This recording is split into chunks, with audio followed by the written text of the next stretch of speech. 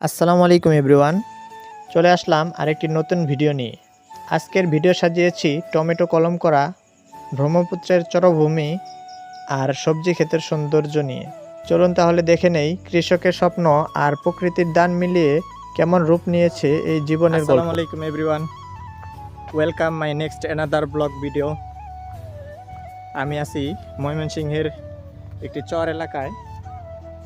আমার পিছনে যে জমিগুলো দেখতে পাচ্ছেন এগুলো হচ্ছে তারা সবজি চাষ করে। এখানে টমেটো চাষ করা হবে, মালচিং করা হয়েছে।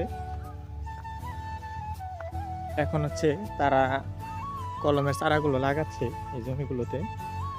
আমি আজকে আপনাদেরকে এই জমিগুলা বা চাষের পদ্ধতিগুলা আপনাদেরকে ঘুরে ঘুরে দেখাবো। সবাই ভিডিও দেখতে থাকুন, আশা করি ভালো লাগবে। So let's begin the journey of nature and farming together. ব্রহ্মপুত্রের বুকে গড়ে ওঠা চর। এখানকার মানুষ বালুর সঙ্গে যুদ্ধ করে, নদীর ভাঙন সহ্য করে আবার নতুন জমিতে জীবন গড়ে তোলে।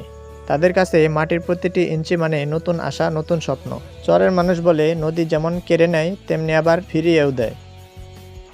এই চর জমিতে একসময় শুধু ধান বা পাট চাষ হতো, কিন্তু এখন মানুষ নতুন পথে হেঁটেছে।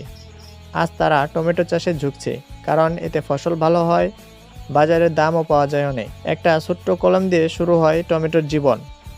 কৃষকের যত্নে গাছ বড় হয়, ফুল ধরে, আর সেই ফুল থেকে লাল টমেটো। এই লাল টমেটো শুধু খাবার নয়, এটা চরের মানুষের সংগ্রাম, তাদের হাসি, তাদের স্বপ্নের প্রতিচ্ছবি। সারাদিন রোদে ঘামে খেটে যখন কৃষক জমি থেকে টমেটো তুলে আনে, তখন তার চোখে শুধু ক্লান্তি থাকে না, থাকে তৃপ্তির ঝিলিক। কারণ সে জানে এই টমেটো বিক্রি করে তার সংসারে ভাত জুটবে, বাচ্চার বই খাতা আসবে, ঘরে সুখ ফিরবে। এভাবেই চর অঞ্চলে মানুষ দিন দিন কৃষিতে নতুন নতুন উদ্যোগ নিচ্ছে। ফ্রেন্ডস, আমরা আছি ময়মনসিংহের একটি চর এলাকায়। গ্রামের নাম হচ্ছে কুষ্টিয়া।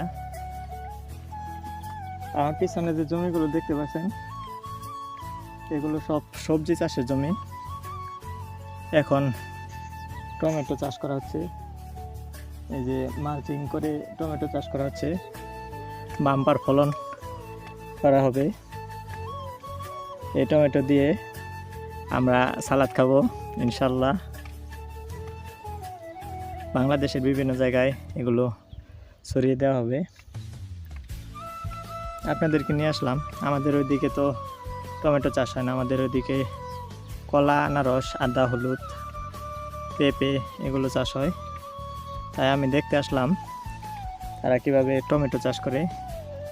এখানে প্রচুর রোদ,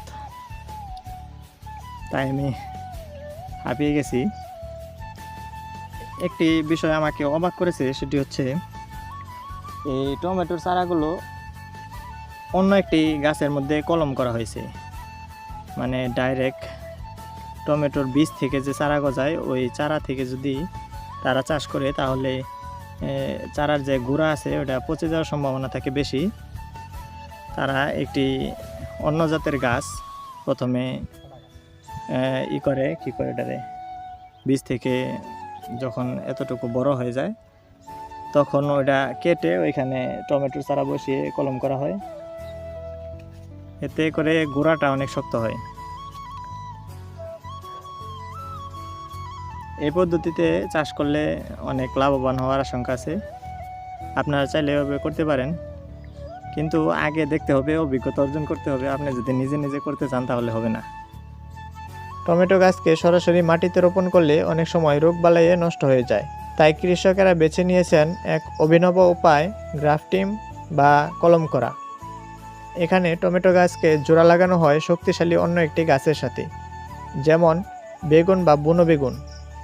কারণ এই গাছের শিকড় রোগ প্রতিরোধী এবং মাটিতে টিকে থাকার ক্ষমতা অনেক বেশি। ফলাফল হচ্ছে টমেটো গাছ হয় আরও সবল, রোগে কম সংক্রান্ত হয়, আর ফলনও বেড়ে যায় কয়েক গুণ। চরের কৃষকের চোখে এই কলম শুধু একটি কৃষি কৌশল নয়, এটা হলো বেঁচে থাকার লড়াই, পরিবারের জন্য আশার আলো, আর প্রতিটি লাল টমেটোতে লেখা স্বপ্নের গল্প।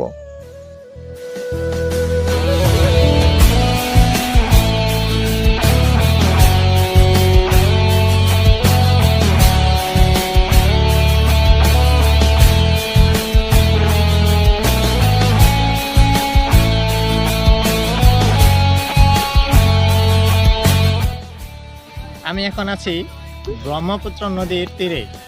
এই নদীটি ভারত থেকে এই বাংলাদেশে প্রবেশ করেছে। ভারতের যে পাহাড়গুলো আছে ওইখান থেকে এই বাংলাদেশে প্রবেশ করেছে।